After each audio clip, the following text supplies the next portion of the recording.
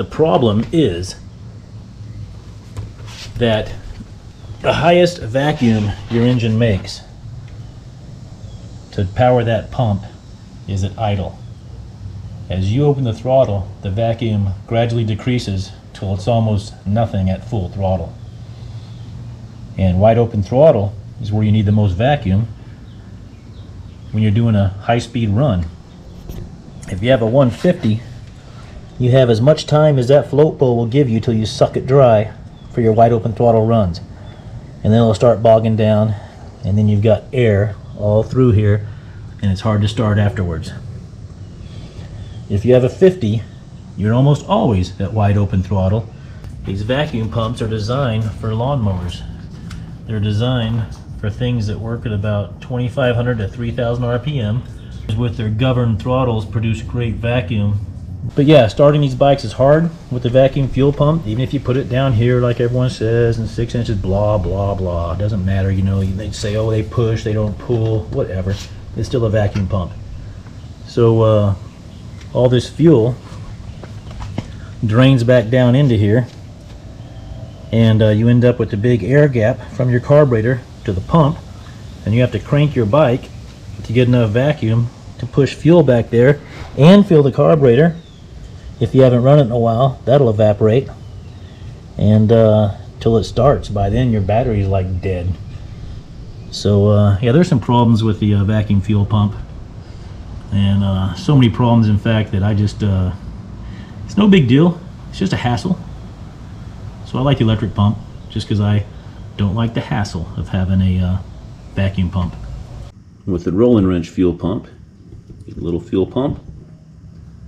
This cannon plug plugs into the Rolling Wrench box, and this box plugs into 2 wires in your bike. I plugged them in the tail light wires. They're plug and play. They already have bullet clips on them, so you just throw them on. You can watch the Rolling Wrench video, but they're like 230 bucks. So, assuming you guys wanted me to make the Ghetto Wrench fuel pump. The Rolling Wrench pump is made in Japan, and the controller, I think, is made in America.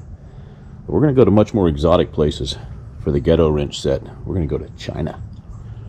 So for about 40 bucks, you can have a Ghetto Wrench fuel pump, electric. And all of our products are tested right here in this meth lab, or this, I'm sorry, this Ghetto Wrench lab. I put the TO in ghetto. Trust me, this shit's gonna work. The Rolling Wrench was made up there in Liberal, Colorado, and Denver, but the Ghetto Wrench is made right here in the heart of Florida. So we got our fuel tank. Got a line going to the Ghetto pump. From the pump, we go into the filter, into the line, into the carburetor. Carburetor's got float bowls hanging on it, and that represents our float bowl.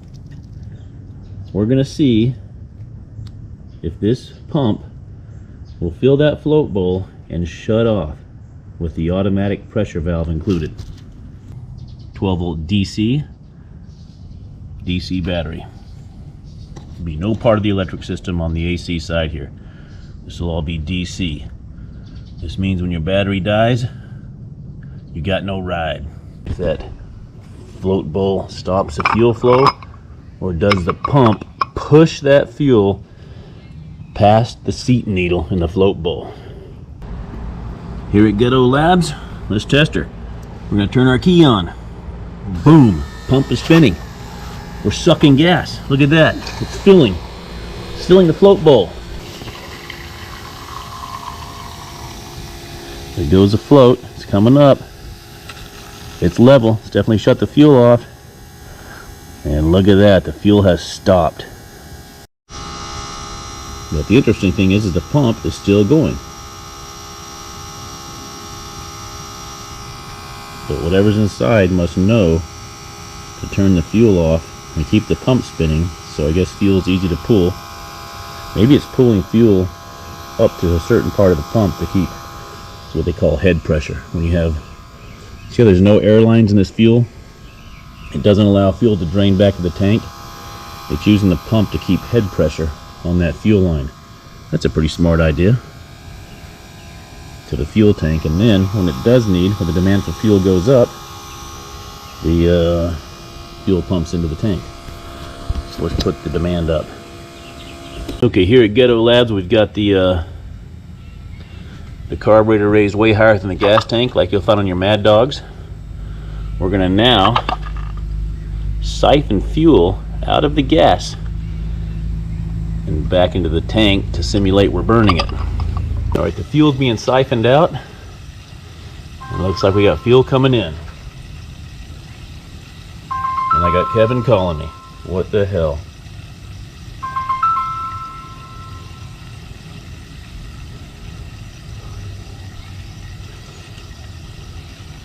That seems to be working.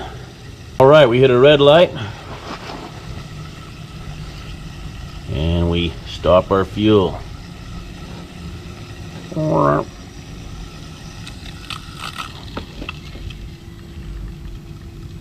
Looks like the pump quit pumping fuel.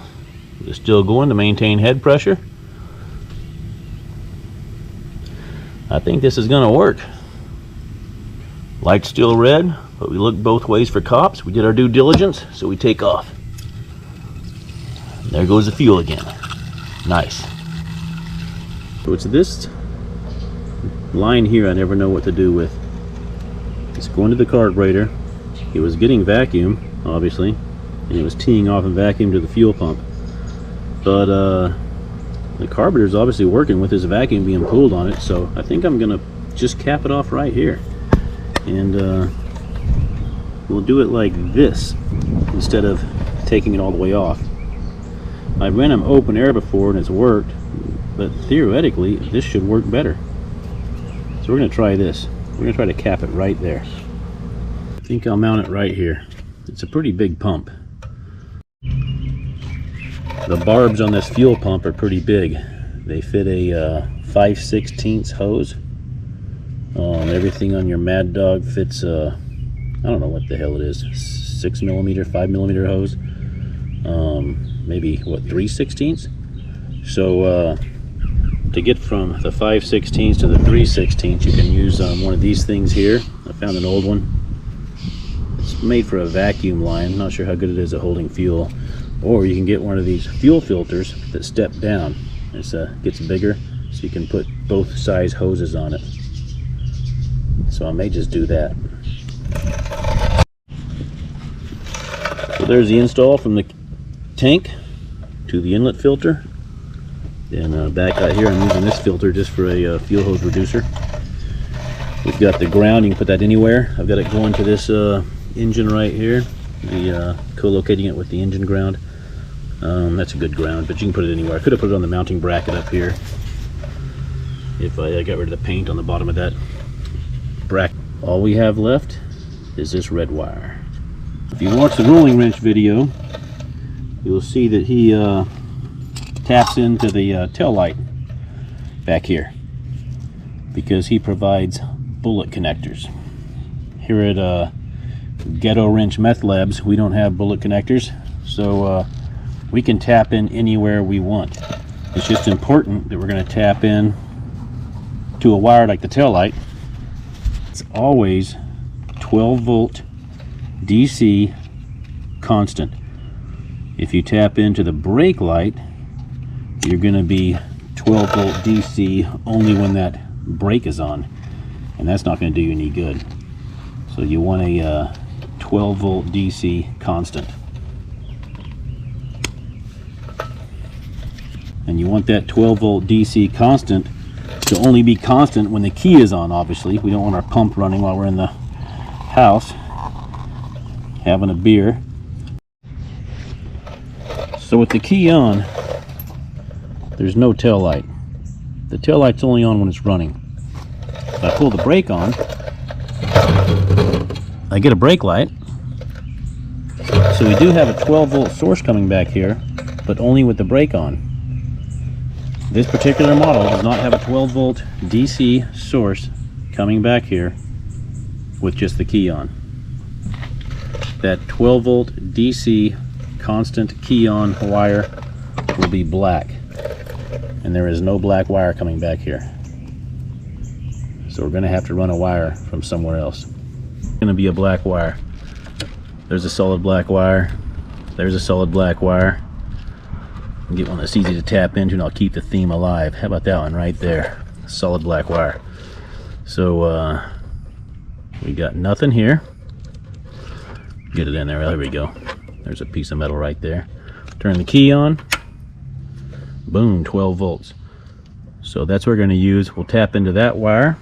I'll just use one of these Ghetto connectors here at Ghetto Wrench. Put on there. I'm going to run a black wire down the frame next to the other wire bundle and back to the fuel pump.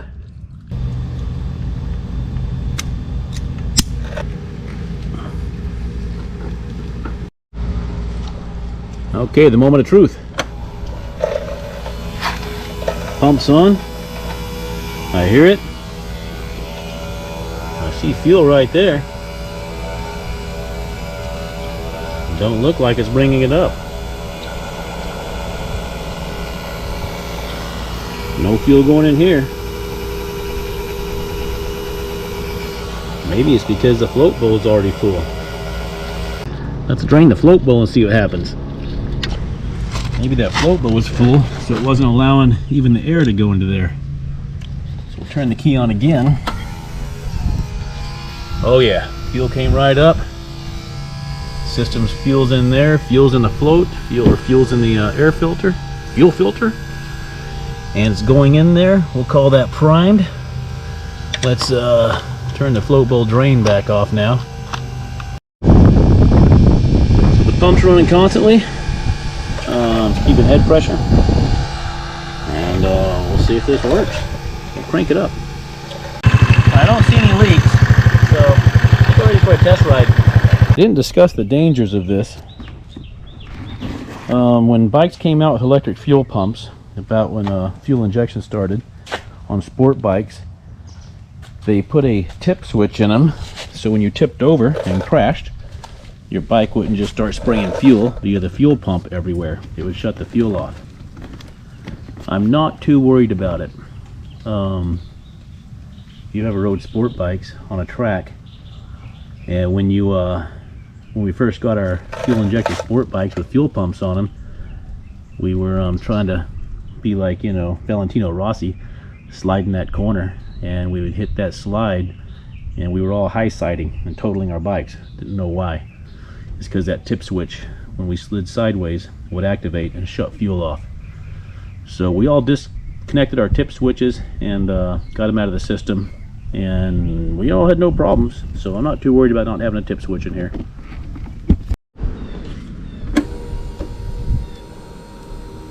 Can hear the fuel pump come on. Starts right up though. Good job, Phil. Oh, great.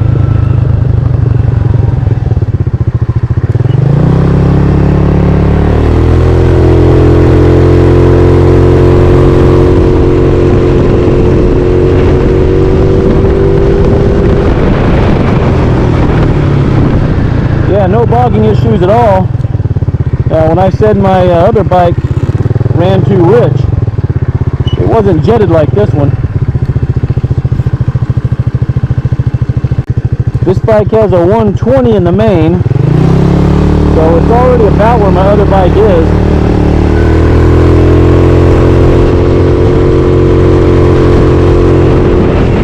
And it feels great. The Red Dog, 53 miles an hour. You want to see if we made it faster? Let's find out.